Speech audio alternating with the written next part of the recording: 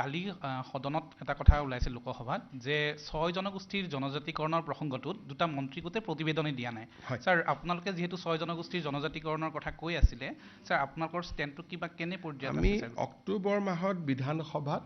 মন্ত্ৰী গোটৰ প্ৰতিবেদন দাখিল কৰা হ'ব ইয়াতে বিধানসভাৰ মই আকৌ এবাৰ কৈছোঁ যে গোটেই জনজাতিকৰণৰ প্ৰক্ৰিয়াটো আৰম্ভ হৈছিল বিধানসভাৰ এটা প্ৰস্তাৱৰ ভিত্তিত আৰু আমাৰ মন্ত্ৰী গোটে যোৱা 4 বছৰ আলাপ আলোচনা কৰি প্ৰতিটো জনগোষ্ঠীৰ লগত যিমানখিনি আমি কনসেনসাছত আহিব পাৰিলোঁ এই গোটেই বিষয়বস্তুখিনি আমি বিধানসভাত উপস্থাপন কৰিম বিধানসভাই মন্ত্ৰী গোটৰ প্ৰতিবেদনখনক অনুমোদন জনোৱাৰ লগে লগে আমি নতুন দিল্লীলৈ পঠিয়াই দিব পাৰিম গতিকে এই বিষয়ে আপোনালোকে অক্টোবৰলৈকে ৰখিব লাগিব অক্টোবৰ নৱেম্বৰত যিখন বিধানসভাৰ অধিৱেশন হয়